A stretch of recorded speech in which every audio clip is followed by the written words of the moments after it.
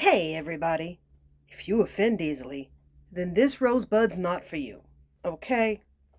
Seriously, though, I was going to do the whole no soup for you, but I realized I think I've done that one before, which is a shame because it really would have fit into the story I'm about to tell y'all.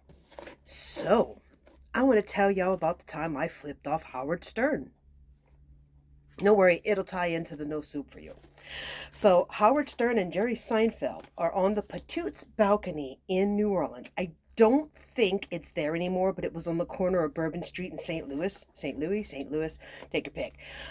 So, it was called Patoot's and it had a very nice balcony. I've actually worked up there before briefly. I was hired briefly as a temp for a private party. And in the end of it, I remember, mind you, I was 17. I was 17 and working illegally, okay? Um, they paid me and then kind of let me go do what I want. And there was a piano upstairs. Oh my God. And I sat there getting drunk on Gulch beer and playing the piano, and everybody loved it, actually. They all complimented me, which is a shame because I've never been, which is good because I've never been trained. Anyway, so Howard Stern and Jerry Seinfeld are up there. They're celebrities, so they're doing it New Orleans style, which means that they're recreating a Mardi Gras. They've got nice beads. They've actually got nice beads. They're not chinky cheap ones. They're actually nice. And it's a celebrity. And there's a lot of crowd of people down below them clamoring for the beads, all sorts of boob shots. Now, mind you, I was hotter. And don't get me wrong, I know I'm gorgeous now, but I was a lot hotter then. A lot hotter then. And I decided, screw it, it's a celebrity, and there's nice beads. He had this nice long pearl set. So I flashed him for them. Howard Stern went and threw them to another bitch. I flipped him off above the crowd. And I know he saw it because Jerry Seinfeld actually points me out and they laugh about it. Okay? So, yeah, I got to flip off Howard Stern once upon a time in my life, and I got to make Jerry Seinfeld laugh at him for it. Or maybe they were laughing at me. Let me tell the story, damn it. I wonder if either of them ever remember that. Probably not. So, anyway, I noticed my channel got a lot of new attention recently, and thankful for that. Thank y'all. I kind of wonder, a couple of circumstances have happened to make me wonder if a certain person is trying to come back into the picture. Not who I've talked about before. This would be someone I've never talked to y'all about before. This is someone, and it's the theme of my life. This is someone who kicked me out of her life right around the time she got pregnant and hasn't talked to me in well over since the child's been born. So, I noticed she sent me a buddy request the other day and I didn't know how to feel about it at the time. So if she is watching, yo, subscribe. I need more subscribers. But, it's kind of like what my former bestie, my sis did. Just they get mad at me, they kick me out of their life for a year plus at a time, and I'm like, I'm not so easily disposable. And I think it's time the world started treating me like I'm not disposable. But one of the things I have said, because my bestie, my actual new bestie, has asked me, why haven't you reached back out to her? I have been this person's psychic for as long as I've been my other one's sister. Okay. This is actually the one that sometimes when I'm wrong, she does the exact opposite and it comes out fine.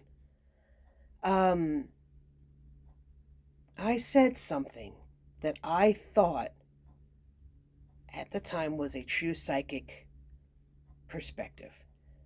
And I realize now that it may have been tainted with a little personal worry and fear. Sometimes you get that person that doesn't want to listen to the reading. And then you do like me and got emotionally attached to what I thought was a friend after I had quit the psychic business. And it's possible those emotions get a little too attached, but I swear to you, I was giving what I felt to be good advice. It wasn't disrespectful in my opinion. Still stand by that, but this person got very offended. That's one of the things I said to a former manager of mine at the psychic shops. I am responsible for what I say, not how you choose to take it. There's a certain amount of bullshit going around of, "You've hurt my feelings." I wasn't trying to.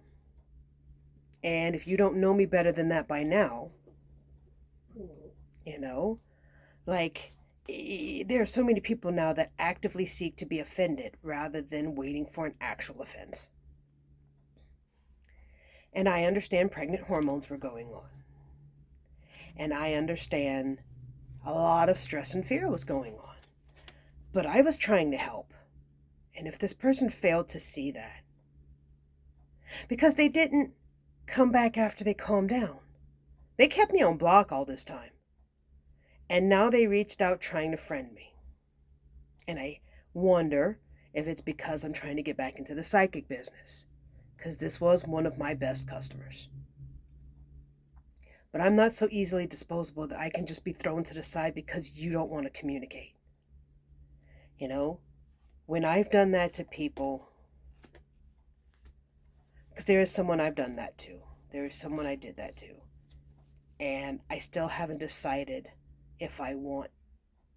how I want to deal with that. So I get the need for time. But y'all, over a year. And I would forgive that the way I forgave my sis because, but one of the things I said to my new bestie is that this is not someone I felt ever wanted Rose as a friend. I believe this is someone who wanted a psychic as a friend. And I don't feel like I was ever seen. So that makes it a bit harder to want to fix this situation. Mostly because I think it could be fixed, it could be fixed, it could be fixed. All I'd have to do is reach out, but it's one of those, I don't know if my point of view would get seen. I think that's one of the reasons I'm doing this in a video rather than talking to her about it, is because I don't know if I'll be heard in person or if I'll be interrupted. So, that being said, it actually created and generated an idea, a deal, if you will.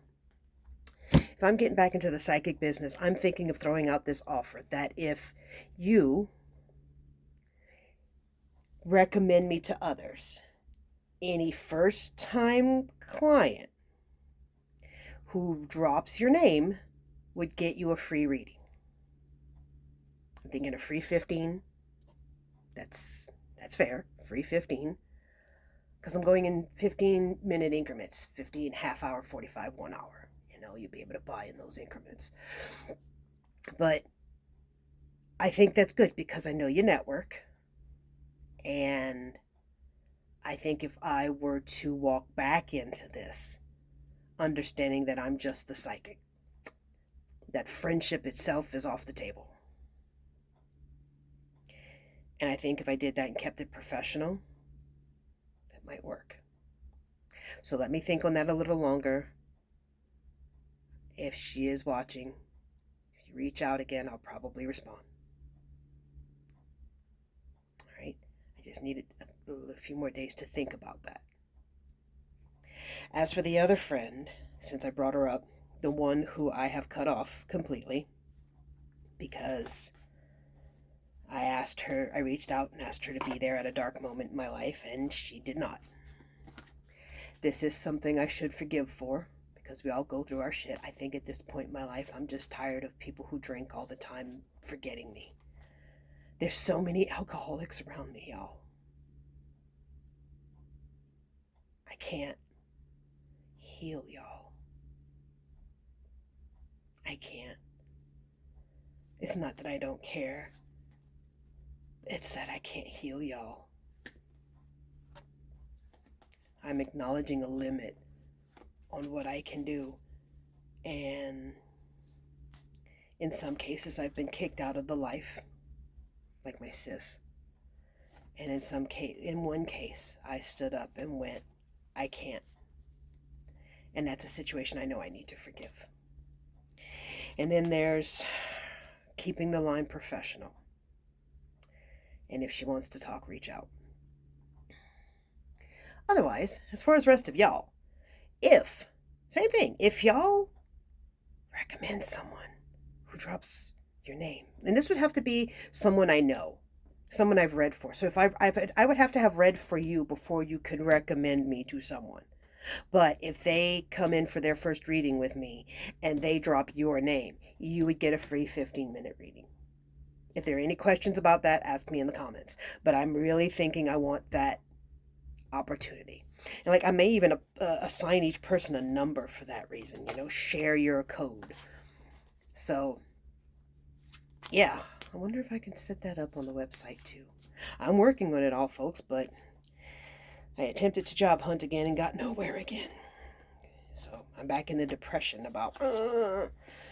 So we're going back into the psychic world. That's where my brain seems to be most comfortable. All right, let's get to the reading before this gets just a little too, all right, because I'm starting to get there. I'm getting all emotional. Let's do some cards. As always, I don't know how to pronounce everything in this deck. It's a folklore, myth, and legend tarot deck, Tarot of the Divine. St. Alan gave it to me for my birthday, and I've just madly been in love with this deck ever since. So, I dropped a card on the floor. Let's see what it is. Oh, wow. I dropped it far away. And now y'all get to see me at an awkward angle. We have the Chariot. Ooh, and it's in the upright position, y'all. Check it. Check it, check it, check it. You need to pause the video here. Take a good look. All right. See, that's what I do when I hold the card up like that and I kind of go in silence. I'm giving y'all a chance to pause the video because I want y'all to be as invested in this as I am. I really do. The Chariot. The Three Princesses of Whiteland. Norway, Norwegian fairy tale.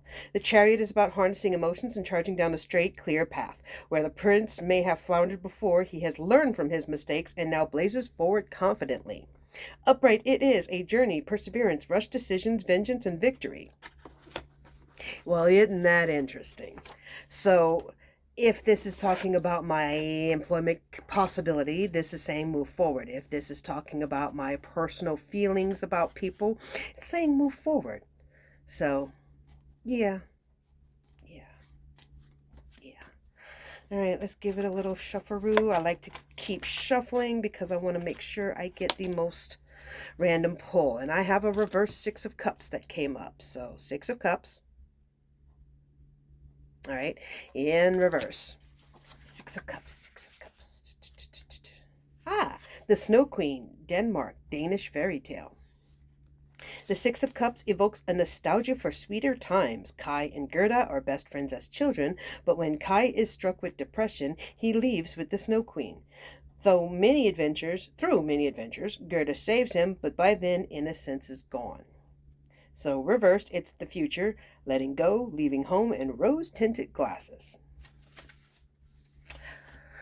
Okay, so the loss of innocence, I guess the shine is off the apple of a few friendships. Who knows?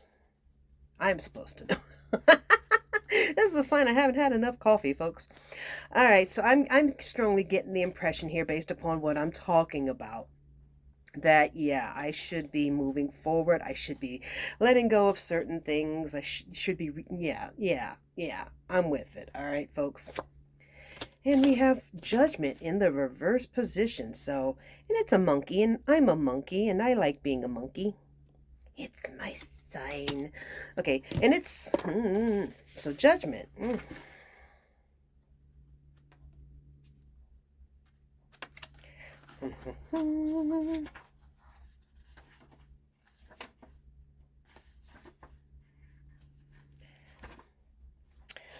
I apologize in advance for anything mispronounced. Correct me in the comments. Be nice about it because my husband, St. Alan, filters all of it for me. All right? Sun Wukong, the Monkey King. Sun Wukong. China, Chinese mythology. Judgment is the reckoning, an ending before the start of a new journey. Past actions and decisions determine future events. If you haven't learned your lessons, you are doomed to repeat your mistakes over and over. Story of my life. Reversed, it is oppression, lack of self-awareness, failure, repeated mistakes, self-loathing. So I'm being given a warning on that I should do this or I will regret it. flat out. Do what's before me and stop questioning. So I noticed we're at the 15-minute mark. I'm gonna hurry up and do 2 more cards and call it a do. The Hermit. Well, isn't this me? I really like this one. I actually have a character in several books I'm writing at once. World building is not linear. It's very widespread and yeah. The Hermit. One of my characters is a stag.